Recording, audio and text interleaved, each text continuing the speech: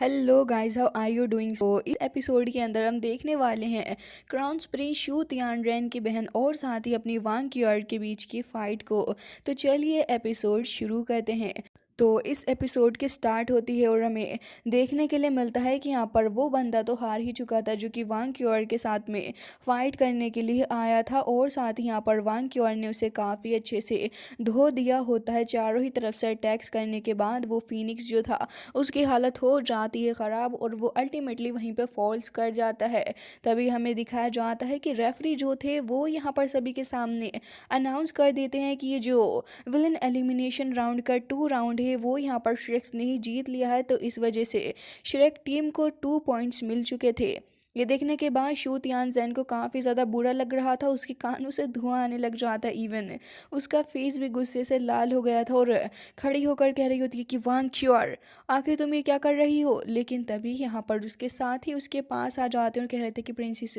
Please अपने आप को थोड़ा काबू में रखें, इतना ज़्यादा गुस्सा ना हो। और वो उसकी थोड़ा बहुत स्ट्रेस रिलीफ करवाने की भी कोशिश कर रहा था। लेकिन तभी हमें दिखाया जाता है कि क्राउन प्रिंस भी वहीं पर बैठा हुआ था और वो कह रहा होता है कि वांग क्यूआर तो वाकई में काफ़ी ज़्यादा टैलेंटेड लड़की है, और अब उसे इस बात पर विश्वास हो चुका था और कह रहा होता है कि श्रेक का हेरिटेज वाकई में प्रोफाउंड पर्सन के हाथ में आया हुआ है। तभी यहाँ पर एल्डर होंगचैन को देखते हैं जो कि कह रहे थे कि वाकई में इस इंडिविजुअल की कैपेबिलिटी ज़्यादा है, लेकिन अगर Ming Du soul tutor academy के बारे में बात करें तो उनकी ये जो पावर है वो भले ही अकेले फाइट करने में इतनी ज़्यादा नहीं हो, लेकिन मुझे तो ये लग रहा है कि ये टीम के साथ में फाइट करने अपना बेस्ट परफॉर्मेंस दे पाएंगे। जिसके बाद दिखाया जाता है कि अब प्रिंसेस वहाँ से उठकर खड़ी हो जाती है फाइट करने के लिए, लेकिन तभी उसके सारे ही अल्टन पल्टन उसको हवा करने लग जाते हैं। फैंसर कह रहे थे कि प्लीज़ आप प्लीज़ गुस्सा ना हो, हम इस मैटर को संभाल लेंगे, अभी आपको गुस्सा होने की ज़रूरत नहीं है। जिसके बाद वो यहाँ पर डीप ब्रेथ लेने लग जाती है और यहाँ पर कह रही थी कि ठीक है जाओ जुन, अब तुम जाओगे इस नेक्स्ट मैच के अंदर और जाओ जाकर उसको प्रूव कर दो कि आखिर तुम क्या हो। जिसके बाद जाओ को देखते हैं जो कि तुरंत ही एरिना के अंदर आ जाता है और यहाँ पर अपनी छाती को कूट के वो यहाँ पर साबित कर रहा था कि वो कितना ज़्यादा स्ट्रांग है। उसका सोल बीस्ट वहाँ आकर तुरंत ही वांग क्यूआर के ऊपर हमला करने लगा था, और हमें दिखाया जाता है कि जैसे ही अटैक होता है वो अटैक यकीनन काफ़ी ज़्यादा पावरफुल था, लेकिन वांग क्यूआर की पावर के सामने वो इतना ज़्यादा पावरफुल नहीं था, जिसकी वजह से वांग क्यूआर उसको रेसिस्ट कर ही लेती है अपने हेवनली ड्रैगन स्पीयर का इस्तेमाल करते हुए। साथ ही वो स्पीयर को फिर पीछे रखती है और अब यहाँ पर एक फिस्ट बना के तुरंत ही इस बंदे के ऊपर जो खतरनाक लेवल से पावर के साथ अटैक करती है। तो यहाँ पर जितने भी लोग मिंडू अकेडमी के उस परचम को पकड़े हुए थे वो यहाँ पर तुरंत ही उसे नीचे कर देते हैं, क्योंकि अच्छी खासी इंसल्ट एक बार फिर से यहाँ हो चुकी थी। और अब हमें रेफरी के थ्रू एक बार फिर से पता चलता है कि यहाँ पर विलन एलिमिनेशन राउंड जो है इसके अंदर 3rd राउंड भी श्रेक टीम ने जीत लिया है। जिसके बाद तो अब यहाँ पर प्रिंसेस और ज़्यादा वेट नहीं कर सकती थी।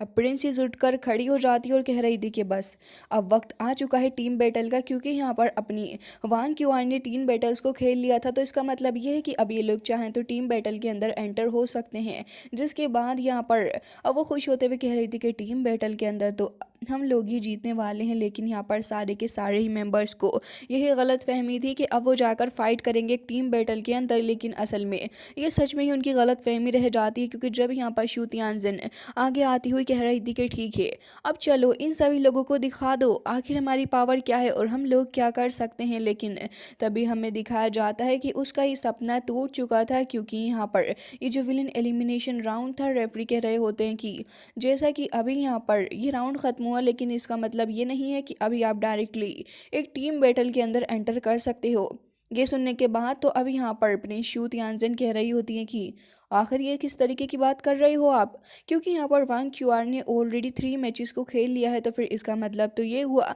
कि अब टीम को एक पूरे के पूरे बैटल के अंदर ही उतरना होगा। लेकिन तभी वांग क्यूआर वहाँ आ जाती और कह रही थी कि हाँ बिल्कुल, मैंने 3 इंडिविजुअल मैचेस को यहाँ पर खेला है और साथ ही अपनी टीम के हिसाब से मैंने यहाँ पर फाइट भी की। लेकिन इन सारे ही मैचेस के दौरान मेरी इतनी ज़्यादा पावर कंज्यूम नहीं हुई है कि मैं यहाँ आगे बढ़ के अभी भी एक टीम बैटल स्टार्ट करूँ। तो इसलिए मैं यहाँ पर सोलो ही फाइट करूँगी।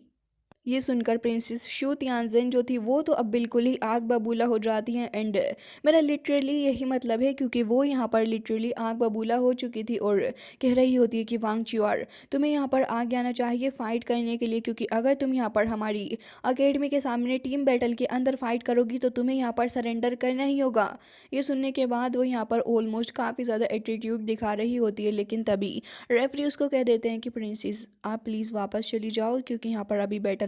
टीम बैटल नहीं हो पाएगा। जिसके बाद शाओ शाओ कह रही होती है कि इसका मतलब तो प्रिंसेस अभी तक अपनी पावर को हाइड करे हुए रखी हुई थी और अब वो यहाँ पर आकर फाइट करेगी सभी लोगों को। यहाँ पर काफ़ी ज़्यादा उम्मीदें भी नज़र आ रही थी इस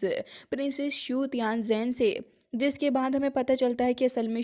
शू तियानज़ेन जो है वो यहाँ पर असल में क्राउन प्रिंस की बायोलॉजिकल सिस्टर ही है और यहाँ पर उसकी पावर काफ़ी अच्छी खासी भी है, लेकिन वो काफ़ी ज़्यादा नाइव भी पर्सन है। जिसके बाद हमें दिखाया जाता है कि अब बैटल होता है इन दोनों के ही बीच का, जहाँ पर ये देखना था कि अब फिलहाल क्या होने वाला है। जहाँ पर एक तरफ वांग च्युआर अपने बारे में बता रही थी कि वो वांग च्युआर श्रेक टीम से, तभी यहाँ पर दूसरी तरफ अपनी मिंगडू सोल ट्यूटर एकेडमी के बारे में बताते हुए शू तियानज़ेन कह रही होती है कि मैं शू तियानज़ेन हूँ। और हमें पता चलता है कि असल में ये लड़की के पास में सन की पावर है जिसका इस्तेमाल ही काफ़ी अच्छे से कर सकती है। काइटो इसे देखकर कह रहा होता है कि मून हेरिटेज इसके पास में, इसका मतलब ये सन एंड मून की पावर का इस्तेमाल कर सकती है। जिसके बाद इसकी मेन पावर सन पावर के बारे में हमें पता चलता है, जो कि वाकई में देखने में काफ़ी स्ट्रॉन्ग भी नज़र आ रही थी। लेकिन तभी यहाँ पर हमें दिखाया जाता है कि शू तियानज़ेन वाकई में कुछ ज़्यादा ही नाइव थी। वो ये कहने लग जाती है कि सिस्टर तुम वाकई में काफ़ी ज़्यादा ब्यूटीफुल हो, लेकिन इसका मतलब ये नहीं है कि मैं तुम्हें कुछ नहीं करूँगी।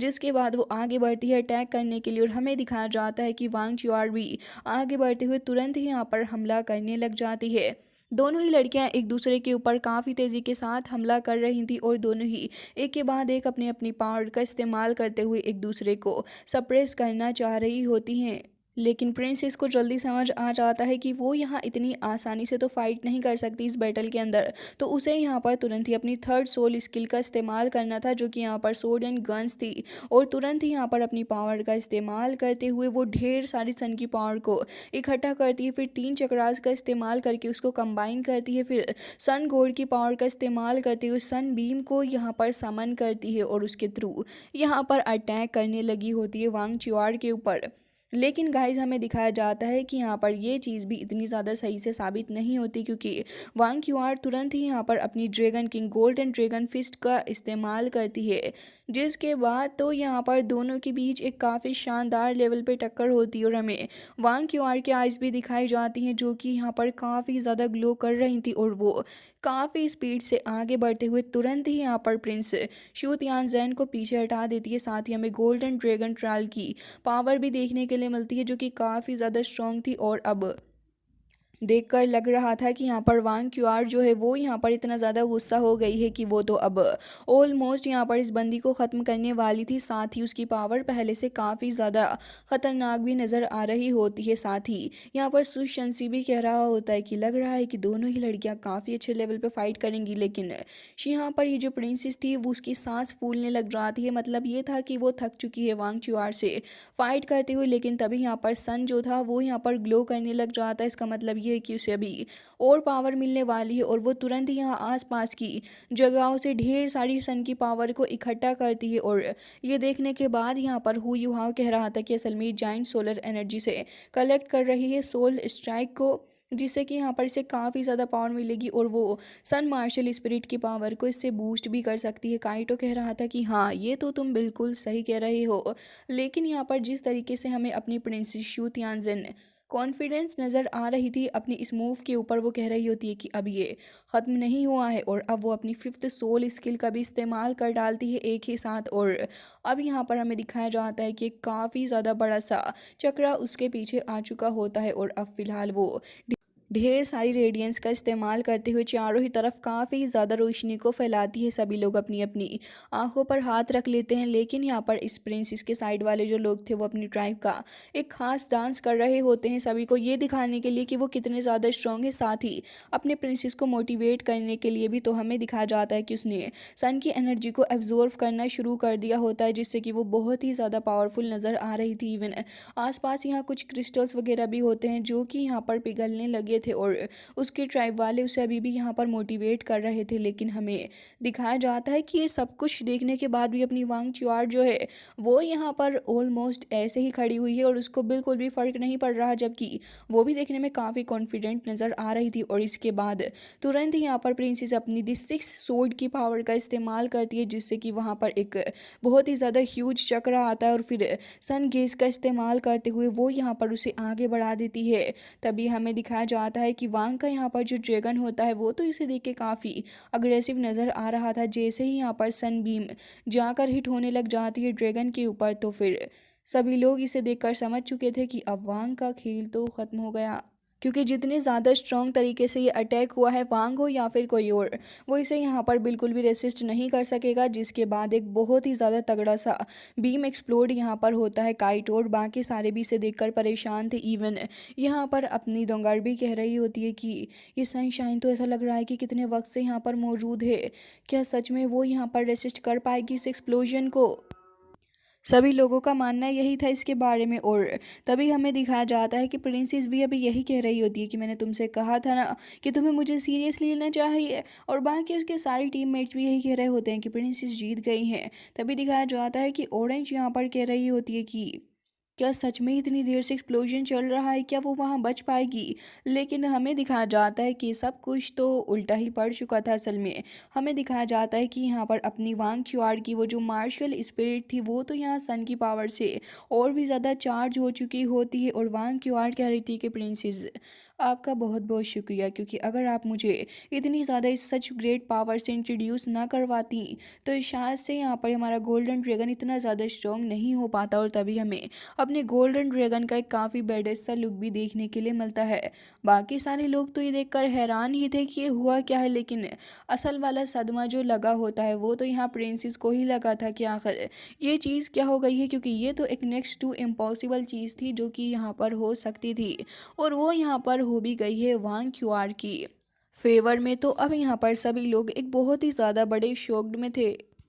प्रिंसेस शू तियानजिन जो थी वो यहाँ पर इससे पहले कुछ एक्शन ले पाती, तभी यहाँ पर दिखाया जाता है कि अब तो यहाँ पर उसके एक्शन लेने का भी चांस भी नहीं बचा था। हालांकि हमें दिखाया जाता है कि वो यहाँ पर काफ़ी गुस्सा तो हो ही जाती है और सोच रही थी कि शायद वो यहाँ पर हैंडल कर पाएगी वांग क्यूआर को, लेकिन ऐसा हो नहीं पाता, क्योंकि यहाँ पर हमें दिखाया जाता है कि सन की जो पावर थी वो टर्न हो जाती है और इंक्रीज़ करती है वांग क्यूआर की पावर को, जिसकी वजह से यहाँ पर हमें देखने के लिए मिलता है कि अब प्रिंसेस उसके अटैक से अपने आप को प्रोटेक्ट कर रही होती है। हालांकि वो अपनी उसी फॉर्मेशन का इस्तेमाल करते हुए एक बार फिर से हमला करने की कोशिश तो कर रही थी, लेकिन उसके हमला करने का कोई फ़ायदा नहीं था, क्योंकि जैसे ही वो हमला करके पीछे हटती है तो यहाँ पर उससे पहले ही अपनी वांग क्यूआर उसकी तरफ को आगे जाती है। और हमें दिखाया जाता है कि तुरंत ही यहाँ पर अपने गोल्डन ड्रैगन स्पीयर का इस्तेमाल करते हुए काफ़ी ज़्यादा शानदार हमला करती है। प्रिंसेस यहाँ पर इस हमले को रोकते रोकते यहाँ थक जाती है, लेकिन उसके बस की बात नहीं लग रही थी।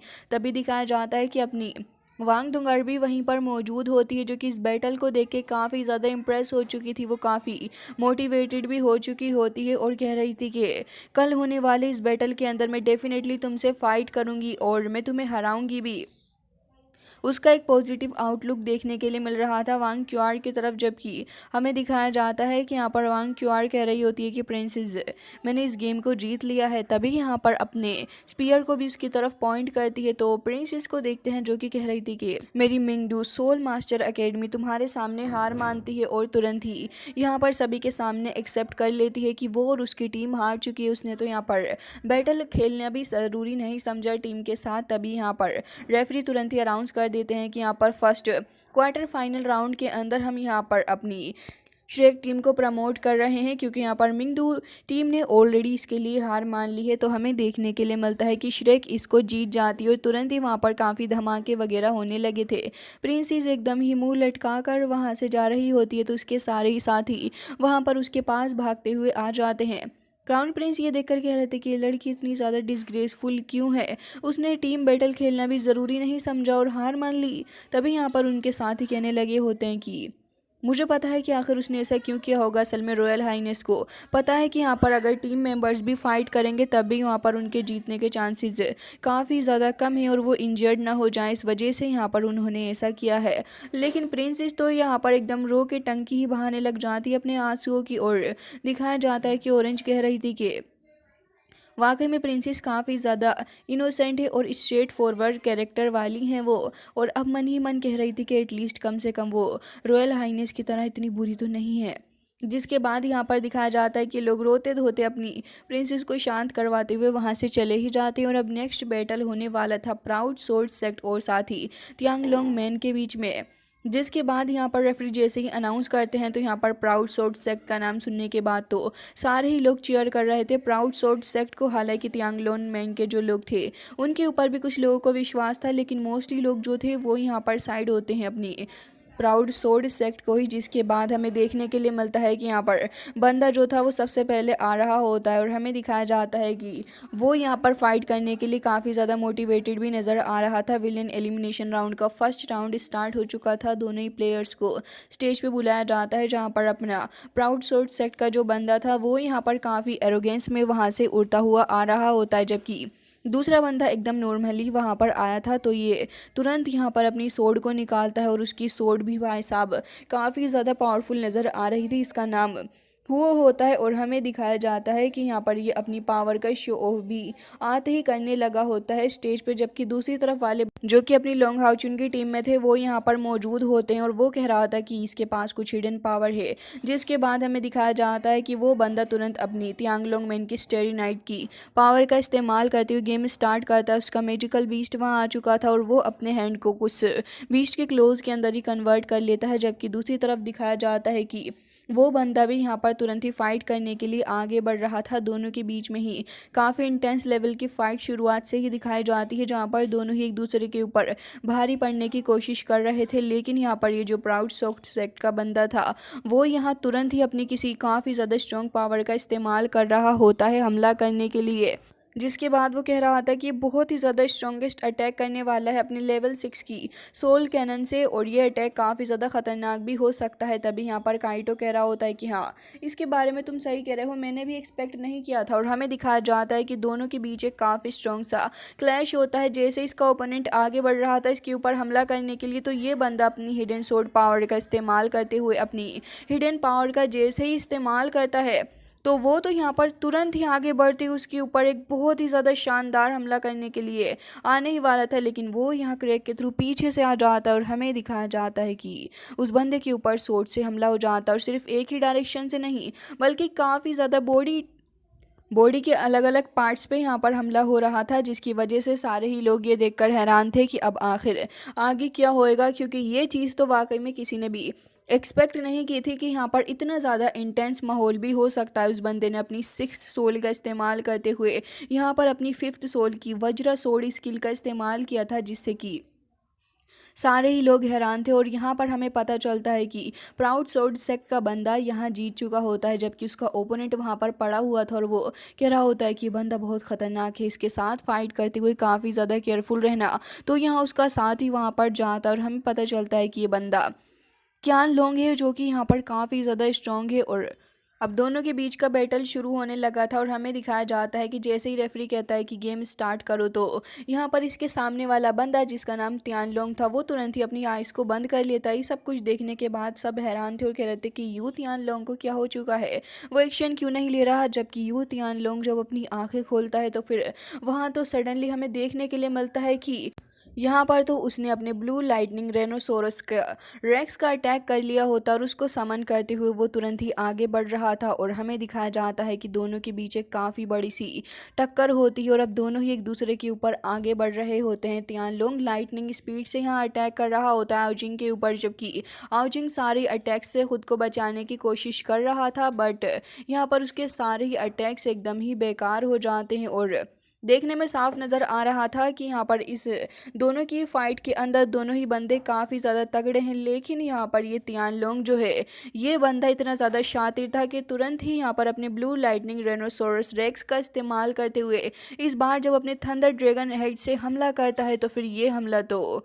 इस बंदे की ऑलमोस्ट सारी के सारी हड्डियां ही तोड़ डालता है। इवन अपना हुआ भी यही चीज़ देख रहा था कि आखिर ये हुआ क्या है। वो बंदा अपनी सिक्स सोल स्किल का भी इस्तेमाल कर इम्तिहान लोग आके उसकी गर्दन को ही पकड़ लेता है पीछे से। वहाँ उसके ऊपर सोर्ड से भी हमला होता है, लेकिन वो इसके लिए पहले से ही अवेयर था और हमें दिखाया जाता है कि इस बार उसने उस बंदे को हरा ही दिया था, क्योंकि उसने ऑलरेडी देख लिया था कि आखिर ये किस मेथड से अटैक कर रहा है और तुरंत ही उसे भस्म कर डालता है। एक बार फिर से अटैक करना चाह रहा था, लेकिन रेफरी आकर उसको रोक लेता है और वो तुरंत ही अनाउंस करता है कि इस मैच के अंदर यहाँ पर दोनों के पास ही 1-on-1 पॉइंट हो चुके हैं। सब कुछ देखने के बाद तो सभी लोग हैरान थे और कह रहे थे कि ये वाकई में बहुत ही ज़्यादा स्ट्रांग है। सभी लोगों को इस चीज़ पे विश्वास नहीं हो रहा था। इवन एरिना के अंदर जितने भी लोग बैठे हुए थे ऑलमोस्ट सभी वहाँ पर शॉक्ड होते हैं। जिसके बाद हमें दिखाया जाता है कि अब ये सारे के सारे अपने रूम में वापस आ चुके होते हैं। तो अब यहाँ पर युहाव कह रहा होता है कि ब्रदर मैंने वहाँ पर यू तियान लोंग के पास में ब्लू इलेक्ट्रॉनिक ट्रेनोसोरस रेक्स देखा, जो कि यहाँ पर बहुत ही ज़्यादा पावरफुल था। इवन उसकी स्पिरिट जो थी वो तो तुम्हारी से भी अबव ही रही होगी। ये सुनने के बाद सुशांशी कह रहा होता है कि हाँ बिल्कुल, और अगर हमारी इसके साथ फाइट हुई तो ये ईजी नहीं रहेगा। तभी यहाँ पर बेही कह रहा होता है कि तुमने सही कहा, असल में उसके पास जो मार्शल स्पिरिट है वो प्योर ब्लड लाइन से आती है। ब्लू इलेक्ट्र राइनोसोरस की वो एकदम ही प्योर है। और वो बता रहा होता है कि 10,000 ईयर पहले यहाँ blue lightning rhinoceros 6 most important martial souls इसमें से एक था। और साथ ही यहाँ पर बीते कुछ वक्त में उनका सेक्ट जो था वो वहाँ पर ज़्यादा पावर होने की वजह से सरवाइव ना कर सका, लेकिन फिर भी वहाँ पर कुछ लोग थे जिन्होंने इस चीज़ के फॉरवर्ड किया और उन्होंने इसके लिए हार बिल्कुल भी नहीं मानी, जिसके चलते यहाँ पर उन लोगों ने इस पावर को ऐसे ही पास किया। और अब मुझे लग रहा है कि ये बंदा वाकई में काफ़ी ज़्यादा आगे का है। तभी हु युहाओ कह रहा होता है कि वांग क्यूआर वाकई में बहुत ही ज़्यादा अच्छी और वो श्रेक के अंदर एकदम ही स्टैंड आउट भी करती है। लेकिन अगर देखा जाए कि यहाँ पर इन लोगों के बीच में अगर फाइट होगी तो यहाँ पर एक काफ़ी ख़तरनाक सी फाइट होने वाली